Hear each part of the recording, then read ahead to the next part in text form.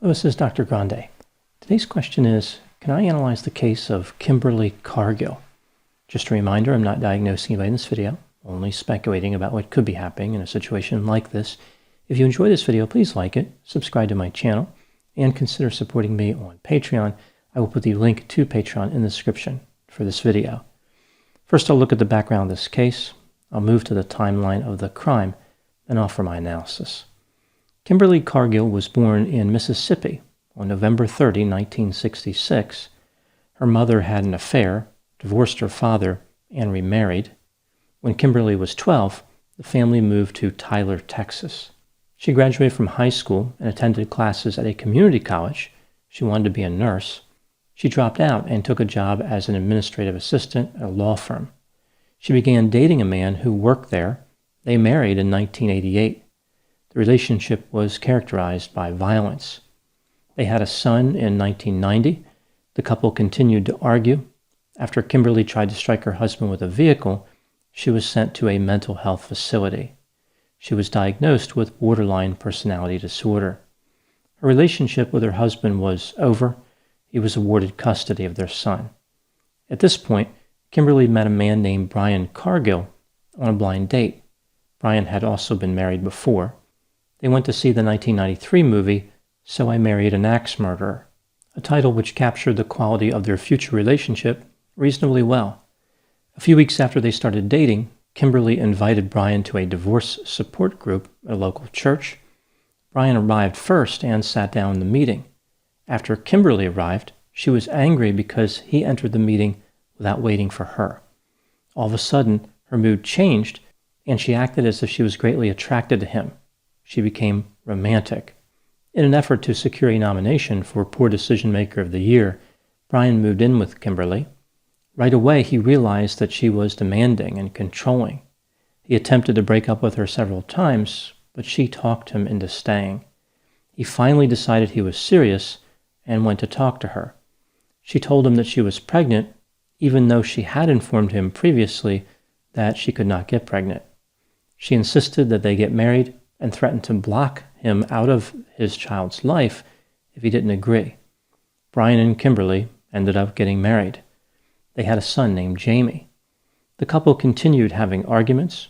On one occasion, Kimberly threw a hammer at his head, which actually stuck in the wall by the claw. Brian decided to leave it in the wall to remind Kimberly what happened. It stayed there for several days. Kimberly wasn't concerned about removing it either. Perhaps she wanted to leave it there as a reminder to him regarding what she was capable of. After being married for a year, the couple divorced. Brian gained custody of Jamie. On one occasion, when the father and son were watching television, they disagreed about what program to watch. Jamie stood in front of the television, and Brian physically moved him out of the way. During this process, Jamie hit his head.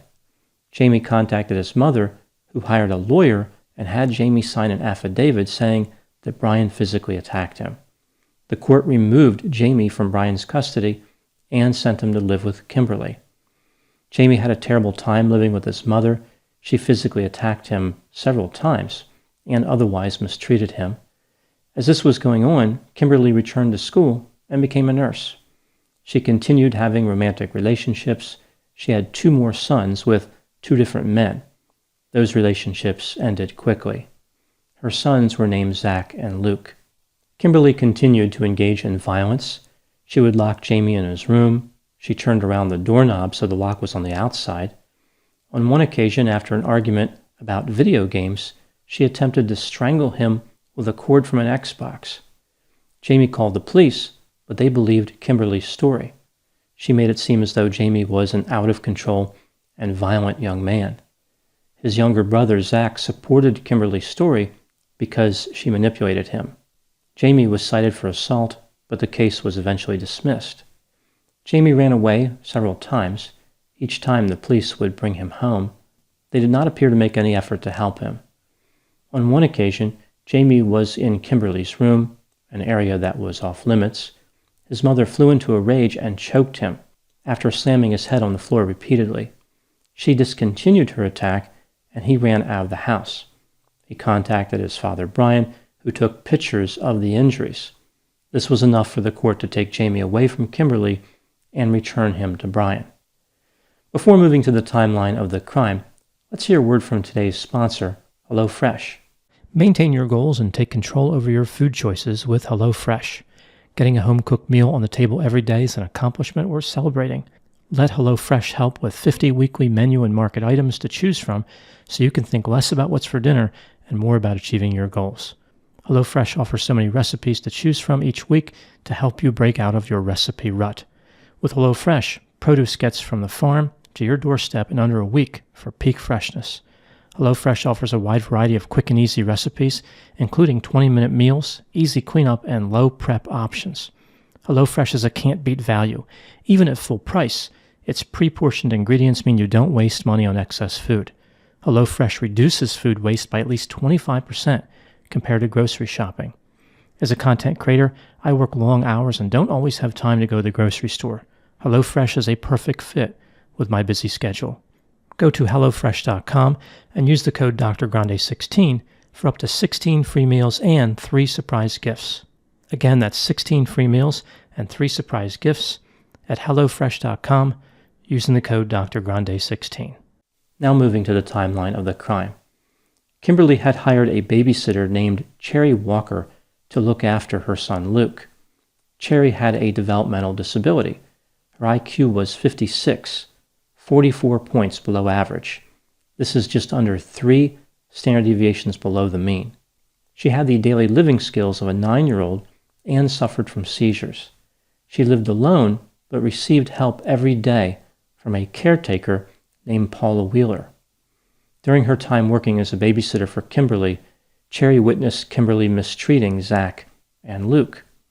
Kimberly was investigated by Child Protective Services for her behavior toward her sons. Eventually, both were removed from her custody.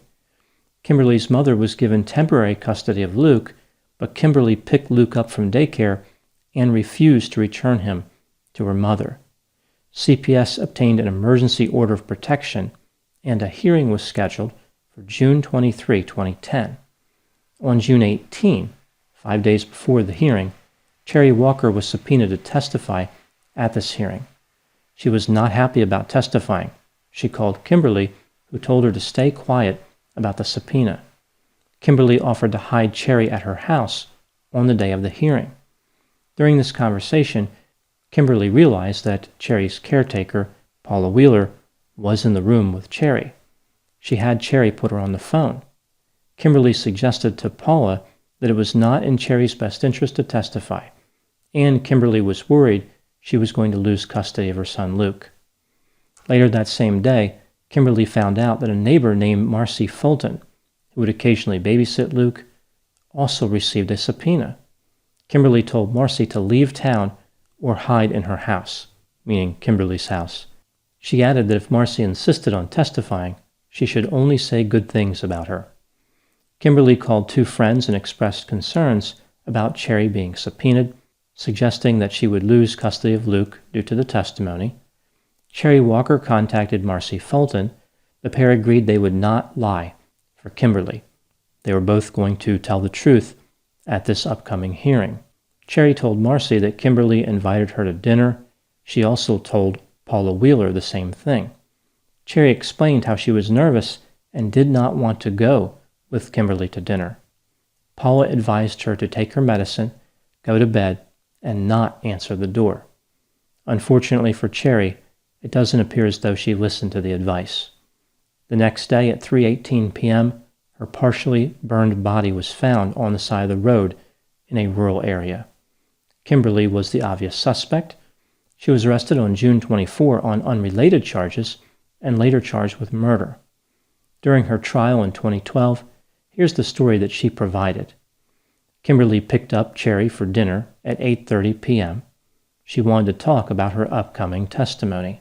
The pair arrived at dinner after Kimberly stopped at her house briefly. They enjoyed pleasant conversation. Cherry wanted to go to a bar after dinner, but Kimberly did not want to do that. Therefore, she started driving Cherry home. When Cherry realized where Kimberly was driving, she became upset and had a seizure. Kimberly claimed that she didn't call 911 because her cell phone was not on her. She admitted that she drove right by a hospital after the seizure started. She would have turned around, but she was in the wrong lane. I guess she just had an amazing commitment to traffic safety. Kimberly drove to the parking lot of Cherry's apartment. After she opened the passenger side door of her vehicle, Cherry fell to the pavement and stopped moving. Kimberly knocked on a few apartment doors to try to find help, but nobody answered.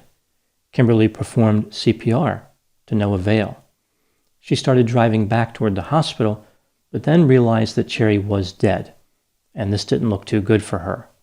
She drove to a rural area, pulled Cherry out of the vehicle, poured lighter fluid on her body, and ignited it. Kimberly claimed that she just happened to have lighter fluid in the trunk of her vehicle.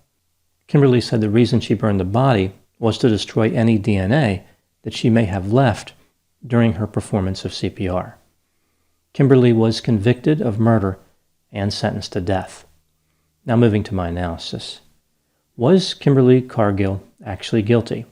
This case seems clear-cut, but some people have their doubts because Cherry could have died from some other cause. Let's take a look at the evidence both for and against the idea that Kimberly was guilty, starting with the inculpatory factors. The autopsy revealed that Cherry had signs of being asphyxiated. In addition, she had a number of bumps and bruises on her forehead, right arm and shoulder, left elbow, and right thigh. These were non-lethal injuries, but inconsistent with dying from a seizure. Kimberly had purchased $5 worth of gasoline earlier that evening, which would be the right amount to fill a 2-gallon container. There was more accelerant on the neck of Cherry's body than on any other location, as if somebody was trying to make sure no evidence was collected specifically from that area. Even though Cherry Walker had an extensive history of seizures and was diagnosed with epilepsy, only 2 to 3% of individuals with epilepsy will die suddenly. Kimberly Cargill had a clear motive.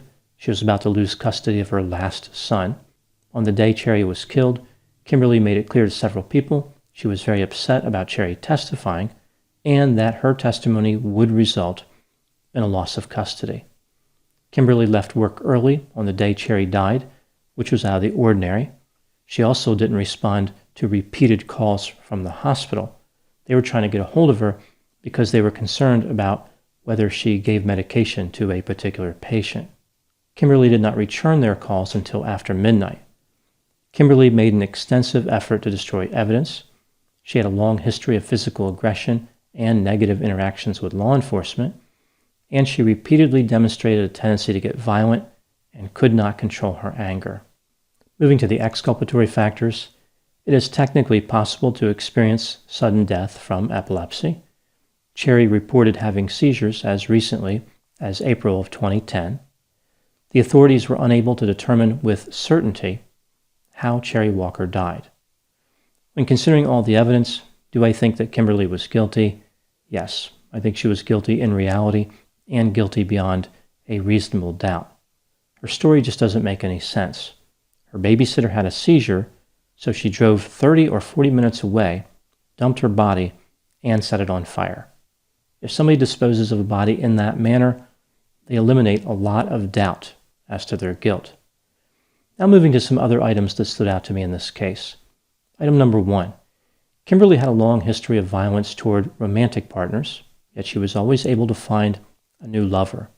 She was extremely effective at appearing to be romantic and loving at times, and she was highly manipulative. In addition, she threatened lovers with all types of consequences if they left her, and she lied about her ability to become pregnant, almost certainly to trap them in the relationship by becoming pregnant. Item number 2, as I mentioned, Kimberly was diagnosed with borderline personality disorder. She appeared to have a number of traits of cluster B personality pathology. From borderline, she had a fear of abandonment and affective instability. She had narcissistic traits like being vindictive, self-centered, and manipulative. She had antisocial traits like aggression and impulsivity. And from histrionic, she had rapidly shifting emotions. She would appear loving and caring in one moment, but in the next, she would fly into a rage. Item number 3 is Kimberly's ability to manipulate. Even though she was quick to anger, she would calm down enough to carefully plan and execute a strategy. During many of her confrontations with law enforcement, she was able to effectively deceive them. She would recruit allies to maintain her side of the story. In this way, she was Machiavellian. So here we had a person who suffered from terrible anger and could fly into a rage, but could also be cold, vindictive, and calculating. A dangerous combination. Item number 4. Sometimes when a person has a fear of abandonment, they become more dangerous as they come closer to losing everything. Kimberly had 4 sons. Luke was the last one of whom she had the potential to retain custody. If she lost him, there was no one else to lose. This made her particularly dangerous and desperate. I think this is what pushed her to commit murder. She had been aggressive many times in the past, but had never killed anybody. Now moving to my final thoughts. At least some of the men who interacted romantically with Kimberly knew, or should have known, that she was unstable. She was intolerant of even small violations of her expectations. She had mood swings, she was unreasonable, she was verbally and physically aggressive, and she was frequently deceptive. Maybe they believed that she was not as destructive as she seemed, or they thought she would change, but either way, it was obvious her behavior was problematic. Romance has a way of clouding judgment. Those are my thoughts on the case of Kimberly Cargill. Please put any opinions and thoughts in the comment section. They always generate an interesting dialogue. As always, I hope you found my analysis of this topic to be informative. Thanks for watching.